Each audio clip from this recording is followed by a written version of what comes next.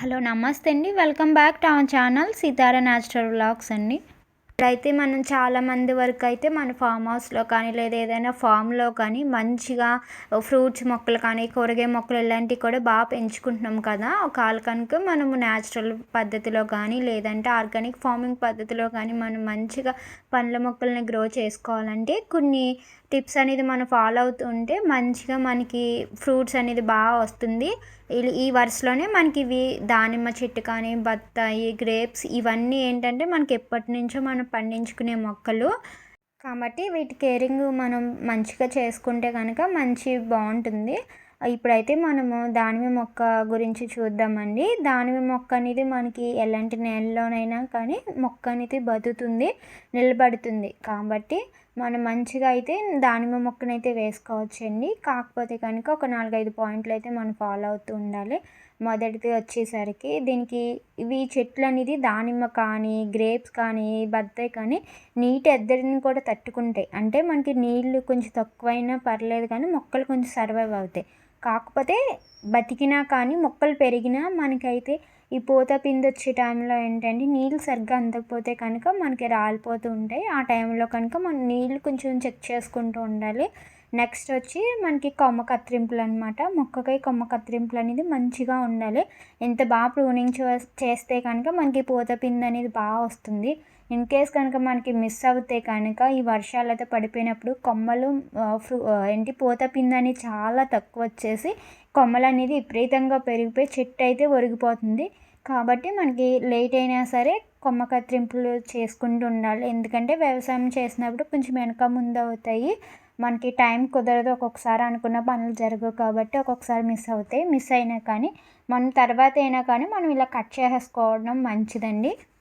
మనం కొమ్మ కత్తిరింపులు అలాంటివి చేసుకోవాలన్నప్పుడు ముందుగానే ఒక వారం రోజుల ముందు నీళ్ళు ఇవ్వడం మానేసుకుని మొత్తం మొక్క అంతా కట్ చేసేసుకున్న తర్వాత వారం 10 రోజుల తర్వాత మనం నీళ్ళు ఇచ్చుకుంటే ఏంటంటే కొత్త చిగుళ్ళతో పాటు మంచిగా పూత పిండి కూడా వస్తుందండి. ఈ వరుసలోనే మనకి గ్రేప్స్ కానీ లేదంటే బత్తాయి మొక్కలు కానీ అలాంటి వాటికి మనకి చిల్లులు పడ్డ ఆకులు కానీ ఏవైనా పురుగులు తినేసిన ఆకులు ఎండిపోయినాయి ఇలాంటివన్నీ ఉన్నప్పుడు మనము కట్ చేసేసుకుంటూ ఉండాలి.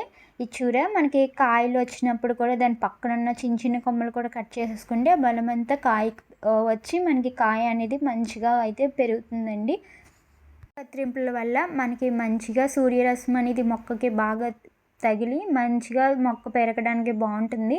అలానే ఏవైనా పురుగు పట్టడం ఇలాంటివి కూడా తగ్గుతాయి. ఇలాంటి పురుగు పట్టినప్పుడు కూడా మనం మంచిగా న్యాచురల్గా ఏవైనా పెస్టిసైడ్స్ చేసుకుని కానీ మనం స్ప్రే చేస్తూ ఉంటాం కదా, అవి కూడా మొక్కకి తగిలి వ్యాధుల నుంచి కూడా అది తట్టుకోగలుగుతుంది అనమాట. మనకి అలాంటివి ఏవైనా అనిపిస్తే కనుక మనకి వేప నూనె మంచిగా స్ప్రే చేసుకుంటూ ఉండాలన్నమాట.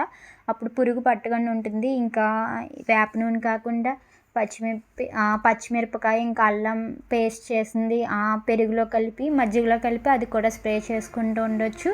అలాంటి ద్వారా ఏంటంటే మంచిగా పురుగులు అలాంటివి ఏమైనా ఉంటే పోతూ ఉంటాయి.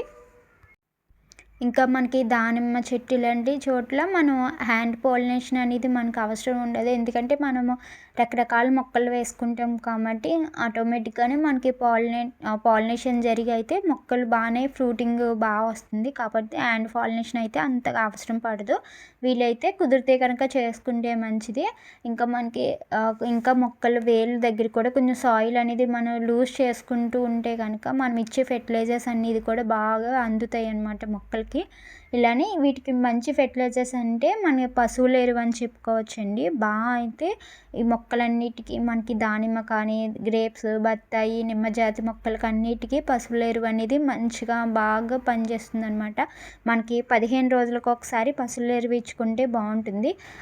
దాంతోపాటు ఘనజీవామృతం అలాంటివి కూడా ఇచ్చుకుంటూ ఉండాలన్నమాట. ఇచ్చుకుంటూ ఉంటే మొక్క అనేది హెల్తీగా పెరుగుతుంది.